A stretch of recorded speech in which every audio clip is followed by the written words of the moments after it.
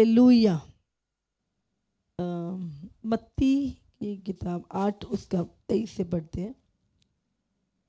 जब वह नाव पर चढ़ा तो उसके चेले उसके पीछे हो लिए, और देखो, झील में एक ऐसा बड़ा तूफान उठा कि नाव लहरों से ढकने लगी और वह सो रहा था। तब चेलों ने पास आकर उसे जगाया और कहा, हे प्रभु, हमें बचा, हम नष्ट हुए जाते हैं। उसने उनसे कहा, हे अल्पविश्वासियों, क्यों डरते हो? तब उसने उठकर आंधी और पानी को डांटा और सब शांत हो गया, और वे अचंभा करके कहने लगे, यह कैसा मनुष्य है कि आंधी और पानी भी उसकी आज्ञा मानते हैं। यहाँ पे हम देखते हैं बाइबल में लिखा है कि जब यीशु नाव पे चढ़ा तो उसके चेले भी उसके पीछे हो लिए, और देखो झील में एक ऐसा बड़ा तूफान उठा कि नाव लहरों से ढकने लगी और वो सो रहा था। तूफानों में कौन सो सकता है? हाँ, तूफानों में इतनी लहरें चल रही हैं, ये तूफान आ रहा है, तो उससे कौन सो सकता है जो तूफानों से नहीं डरता? हाँ, जिसको पता है कि कुछ नहीं होगा, ये तूफान तो कुछ नहीं मेरा बिगाड़ सकते, वही सो सकता है। हालेलुया। लेकिन यहाँ पर चेले क्या कर रहे हैं?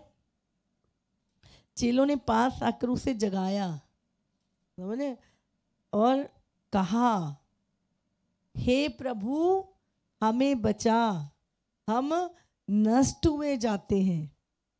उसने यहाँ पर हम देखते हैं, सबसे पहले तो इनको इतना ही नहीं पता कि हमारी नाव में बैठा कौन है।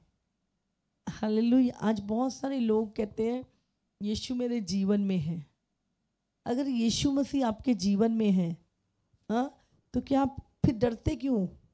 क्या आपकी नाव डूब जाएगी? यहाँ पे चेले देखो, पीछे कौन बैठा है यही भूल गए, हाँ, और क्या कर रहे हैं? अजीब सवाल क्या पूछ रहे हैं जाके? बहुत सारे लोग आज ऐसे ही हैं, उनको लगता है प्रभु उनको देख नहीं रहा, उनको लगता है परमेश्वर हम ये नाश हो जाएंगे। ये ऐसे लोग कौन होते हैं जो प्रेयर नहीं करते? जानते, जब मुसीबत पड़ती है तो फिर विश्वास नहीं होता, डर आता है। तो यहाँ पर और जाके कैसी मूर्खता का सवाल यीशु मसीह से कर रहे हैं चेले। हाँ, हे प्रभु, हमें बचा, हम नष्ट हुए जाते हैं। आप सोचो, जिस नाव में यीशु है, क्या वो नष्ट हो सकते हैं कभी? हाँ, लेकिन क्या जो आज बहुत सारे लोग, प्रभु हम नाश हो जाएंगे, प्रभु हमारा क्या बनेगा, प्रभु ये हो जाएगा, प्रभु वो हो जाएगा। तो प्रभु है कहाँ? समझ रहे हैं आप? तो परमेश्वर नाव में है और हम सवाल करें प्रभु हमें बचा। वो ऑलरेडी तुम्हारी लाइफ में है, प्रॉब्लम कहाँ है ना? तो यहाँ पर और क्या कह रहे हैं? हे प्रभु हमें बचा, हम नष्ट हुए जाते। क्या वो नष्ट हो जाते यीशु के होते? आज भी लोग ऐसे ही कहते हैं, उनको लगता है यीशु के होते भी हम नष्ट हो जाएंगे। प्रभु हमें बचा, प्रभु ऑलरेडी तुम्हें बचा चुका है। हाँ, अब प्रभु बचाने नहीं आएगा। प्रभु कहता है स्वर्ग और धरती का सारा अधिकार मैंने तुझे दे दिया है। तो यहाँ पर उसने उनसे क्या कहा? चलो हम प्रार्थना करते हैं बैठ के, आओ हम प्रार्थना करें, परमेश्वर में बचाएगा। ऐसा किया क्या उसने? हाँ, यीशु मसीह ने क्या बोला उनको? हे अल्पविश्वासियों, क्यों डरते हो? तब उसने उठकर आंधी और पानी को डांटा, मतलब अपने अधिकार को इस्तेमाल करना, और सब शांत हो गया। और वे अचंभा करके कहने लगे, ये कैसा मनुष्य है कि आंधी और पानी भी इसकी आज्ञा मानते हैं। हालेलुया। हम जानते हैं आंधी और पानी, मछली, रोटी, हाँ, जानवर, बादल, हर चीज, समुंदर, हर चीज यीशु का कहना मानते हैं। आप जानते हो अधिकार, और यहाँ पर यीशु मसीह क्या बोला, जब मछली डाल द्वारा मछलियों का जाल, अब की बार देखना कितनी मछलियां आई पतरस के जाल। मछलियां भी कहना मानती हैं, हवा भी कहना मानती, पानी भी कहना मानता है। हर चीज यीशु, पूरी सृष्टि यीशु मसीह की मानती है। और यीशु मसीह क्या बोलता है अब, मैंने तुम्हें स्वर्ग और धरती का सारा अधिकार तुम्हें दे दिया है। किसको? विश्वासी को तुम्हें दे दिया है, अब मैंने कुछ नहीं करना। और वो क्या बोला यीशु मसीह ने? सबसे पहले यीशु मसीह जब मुर्दों में से जिंदा हुआ, क्या बोला उसने? हाँ, जब भी वो यीशु मसीह मिलता है तो क्या बोलता है सबसे पहले? मत डर, मत डर, मत डर। क्यों डरते हैं हम जानते हैं? क्यों हमारे मन में इतने डर होते हैं? क्योंकि हम प्रार्थना नहीं करते हैं।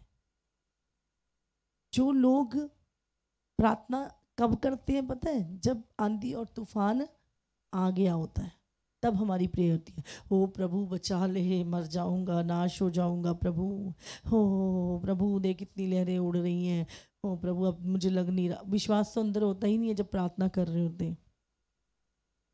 क्योंकि प्रार्थना कब करते हैं? जब आंधी तूफान आ जाता है। प्रार्थना करनी कब है? हाँ, जब आंधी तूफान नहीं आया है। जो लोग तब प्रार्थना करते हैं, तब उनको पता होता है जब आंधी तूफान आएगा तो करना क्या है। हाँ, जब मुसीबत पड़ती है तो अब मुझे करना क्या है। आपके पास बुद्धि होती है। यीशु मसीह ने कहा कि चलो प्रार्थना करते हैं, शांत हो जाएगी। यीशु मसीह ने डांटा, अपने अधिकार को इस्तेमाल किया। आज मसीह लोग ना तो अपने अधिकार को, सबसे पहले प्रेयर नहीं करते। प्रेयर ना करने के कारण प्रॉब्लम में करना क्या है वो सूझता ही नहीं है। हालेलुया। फिर क्या करते हैं? दूसरों पे दोष लगाते हैं, ऐसा उसने ऐसा कर दिया, उसने ऐसा कर दिया। अपने अधिकार को इस्तेमाल करना। क्यों 3 बार प्रार्थना किया करता था दानियल? वो 3 समय प्रार्थना करता था। और मैं आज ही पढ़ी थी दानियल की पुस्तक कि जिस दिन उसकी आज्ञा निकल गई उसके मरने की, उस दिन भी वो प्रार्थना कर रहा है। क्योंकि उसको पता है प्रार्थना ही है जो मुझे बचा सकती है। मेरा प्रभु के साथ संबंध ही है जो मुझे बचा सकता है। आज प्रेयर लाइफ नहीं है विश्वासियों की। जब मुसीबत आती है, बीमारी आ जाती है, हाँ प्रॉब्लम आ जाती है, तब प्रार्थना करते हैं। और जब प्रार्थना करते हैं तब विश्वास नहीं होता। बाइबल में क्या लिखा है? धर्मी जन के विश्वास की प्रार्थना से सब कुछ हो सकता है। कौन सी प्रार्थना से? शब्दों की प्रार्थना से नहीं लिखा वहां पे। क्या लिखा है? विश्वास की प्रार्थना से। और विश्वास की प्रार्थना कब होती है? जब कोई तूफान नहीं है, कोई बीमारी नहीं है, कोई प्रॉब्लम नहीं है, और आप रूटीन में एक प्रार्थना करने वाले व्यक्ति हो। आप रोज अन्य भाषाओं में प्रेयर कर रहे हो, और जब प्रॉब्लम आती है तो इतना विश्वास होता है, अरे कुछ नहीं है, अब सब बदल जाएगा। आपको आपके मुंह की जो प्रार्थना है, हाँ, जो आपके हृदय का जो विश्वास होता है, आपको पता होता है तूफान हट जाएगा। यीशु मसीह का मत डर, मत डर। क्यों डरते हैं? यहाँ पे क्या लिखा? यीशु मसीह ने क्या बोला? उससे बोला अल्प विश्वासी, हे अल्प विश्वासियों तुम क्यों डरते हो।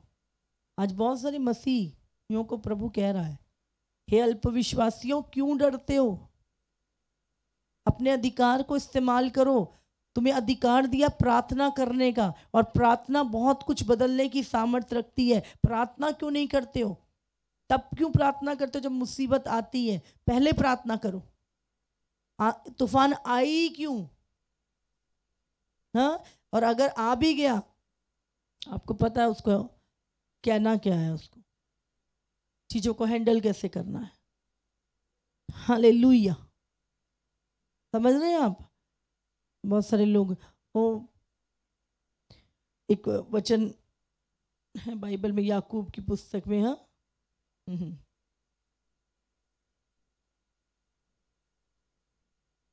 कितने लोग प्रार्थना तब करते जब मुसीबत आती। हाँ, ज्यादातर लोग मैं आपको बता रही हूँ प्रार्थना तब करते हैं जब आंधी तूफान आ जाता है, जब बीमारी आ जाती है, जब मुसीबत पड़ जाती है, समझे, तब प्रार्थना करते हैं। तब प्रार्थना करते हैं पर विश्वास होता नहीं अंदर, और अंदर से होता नहीं नहीं कुछ नहीं होगा, कुछ नहीं होगा, बस मन को तसल्ली दे रहे होते प्रार्थना करके। इसीलिए प्रार्थना कब करनी है? प्रार्थना पहले करनी है, प्रार्थना सुबह करनी है, प्रार्थना दोपहर को करनी है, प्रार्थना रात को करनी है, प्रार्थना शाम को करनी है, प्रार्थना रोज करनी है। ज्यादातर मसीह प्रार्थना तब करते हैं जब प्रॉब्लम एंटर हो जाती है, तब पता नहीं करना क्या, आप आ तो गई, अब इसको भगाना कैसे, तब प्रार्थना करते हैं। और वो प्रार्थना सिर्फ शब्दों की होती है, डर के साथ होती है प्रार्थना। आपको लगता है यीशु के होते किस तरह की प्रार्थना हो रही है, प्रभु हम नष्ट हुए जा रहे हैं, यीशु के होते आप नष्ट हो सकते हैं? लेकिन क्यों? इसीलिए प्रभु ने कहा अल्प विश्वास नहीं था उनके, कम विश्वास था। कम विश्वास क्यों था? क्योंकि प्रार्थना नहीं थी। आज बहुत सारे लोग प्रार्थना के विषय में सीखते हैं पर प्रार्थना करते नहीं हैं। हालेलुया। तो इसीलिए बाइबल में लिखा है रोमियो 8:26 में प्रार्थना करनी। और कैसे करनी है प्रार्थना? पवित्र आत्मा आपकी प्रार्थना में सहायता करता, और लिखा वो आहें भर भर के वो प्रार्थना करता है जो तुम्हारी समझ से परे है। आप सिर्फ रोते हो प्रार्थना में, सिर्फ कराते हो, आप ऐसी प्रार्थना कर रहे होते हो, आप चीख रहे होते, आप आहें भर रहे होते, आप अन्य भाषाएं बोल रहे होते हो, और आपको खुद नहीं पता आप जो कर रहे हो। तो आप वो प्रार्थना आप नहीं कर रहे, वो प्रार्थना पवित्र आत्मा तुम में से कर रहा है। हालेलुया। और जब आप प्रार्थना कर रहे हो, प्रार्थना क्या कर रहे हो? आत्मा में। चीजें कहाँ बदल रही हैं? बाहर। हालेलुया। प्रार्थना कर क्या कर रहे हैं? आत्मा में। बीमारी कहाँ जा रही है? किसी के शरीर से। समझ रहे? जब आप प्रार्थना करते हो, कौन सी प्रार्थना? विश्वास की प्रार्थना।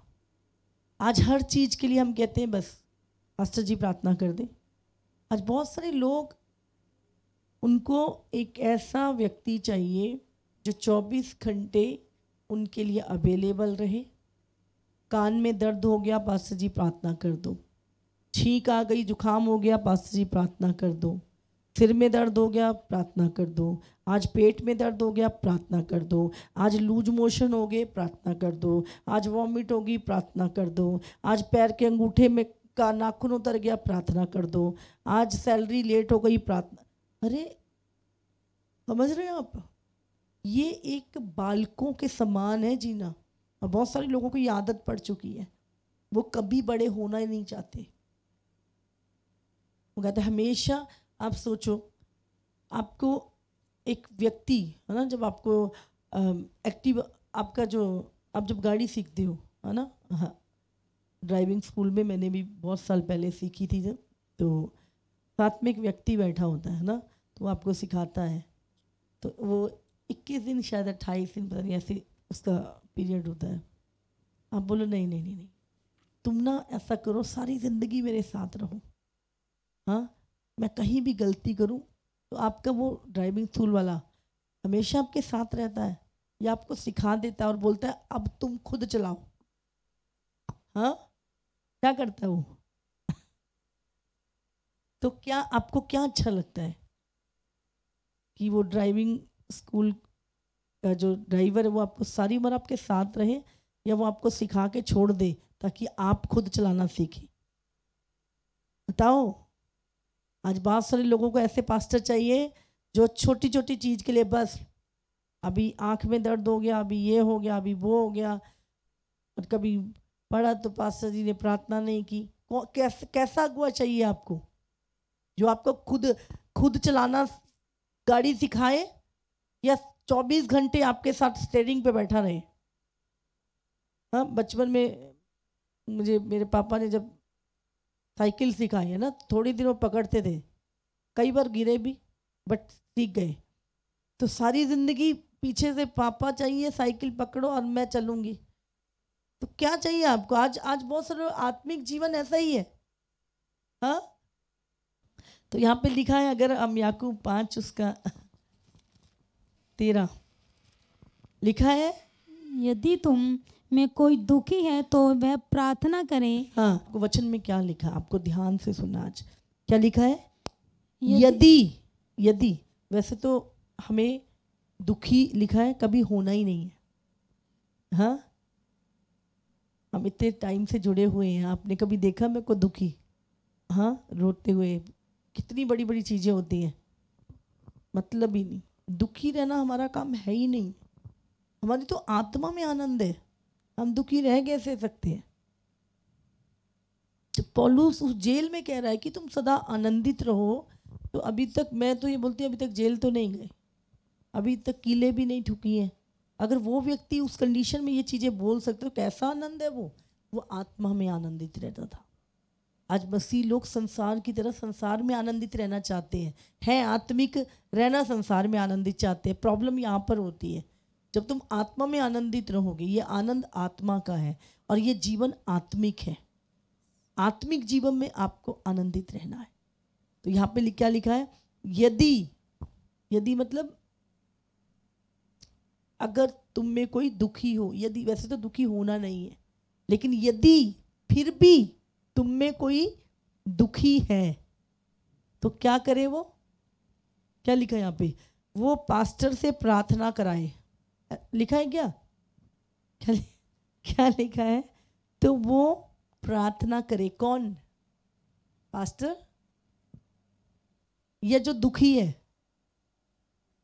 ध्यान से पढ़ लो इसे। यहाँ लिखा है, यदि तुम में कोई दुखी है तो वो क्या करे?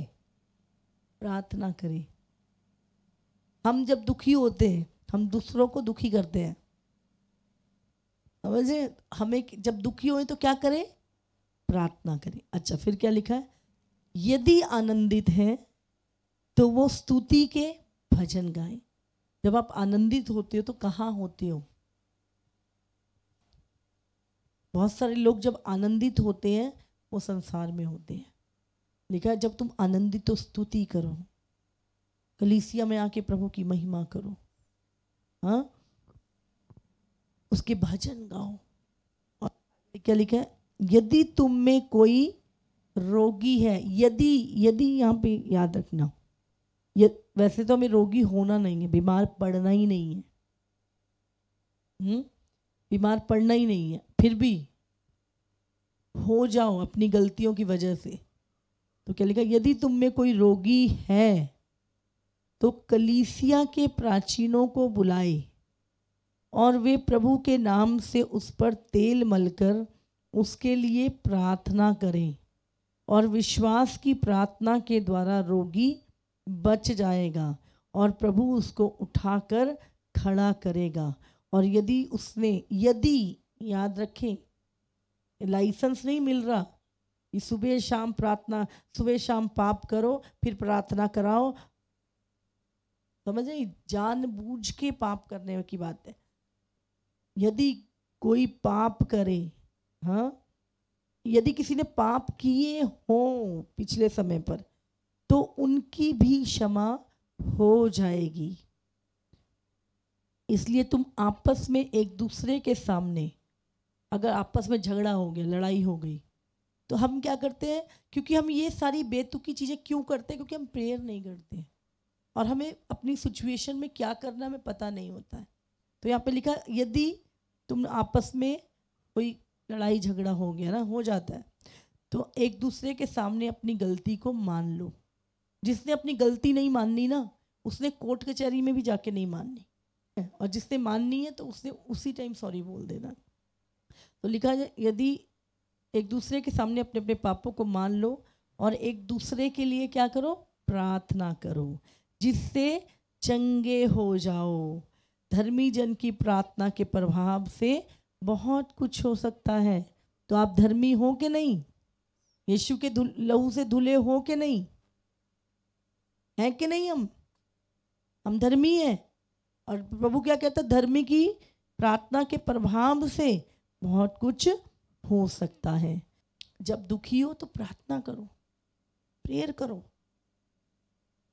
ये नहीं हो सकता, वो नहीं हो सकता, विश्वास ही नहीं है। जब दुखी है प्रार्थना कर, जब आनंदित है भजन गाओ। हाँ, और यदि तुम में कोई रोगी, वैसे तो हो ना, प्रभु कहता है कोई रोगी नहीं चाहिए। यीशु के कोड़े खाने से तुम चंगे हो चुके हो, फिर भी ऊट पटांग खा लिया, कुछ अपनी गलती के कारण बीमार हो गए यदि, तो लिखा यहाँ पर, हाँ, कलीसिया के प्राचीनों को बुलाएं और वो प्रभु के नाम से प्रार्थना करें। हालेलुया। आज लोग मसीह में होने के बाद, प्रभु ने 365 बार लिखा मत डर मैं तेरे साथ हूं, फिर भी इतने सारे डर, हाय मेरे बच्चे का क्या होगा, उसका क्या होगा, उसका कहाँ है यीशु? हमारी बोट में है कि नहीं यीशु? प्रार्थना कब करनी है? बीमारी आने के बाद या पहले? अगर पहले करोगे आएगी क्यों? तूफान, अगर पहले प्रार्थना है तूफान आएगा ही क्यों? और फिर आ भी गया तो आपको पता है करना क्या है। अब तूफान के टाइम आपको प्रार्थना नहीं करनी, उस टाइम तो आपको कमांड करनी है। प्रभु ने क्या बोला? आंधी आ गई, तूफान हो गई, चलो घुटने टेको प्रार्थना करते हैं, अन्य भाषा बोलो 1 घंटा। बोला क्या यीशु ने? क्या बोला? शांत हो जा। 2 शब्द बस। एक प्रेयर से भरा हुआ व्यक्ति 2 शब्द बोलेगा। आपने मुंह से जरा सा भी आ भी कर दी ना, तो वो भी समझ लो गई ऊपर, रिजल्ट आएगा।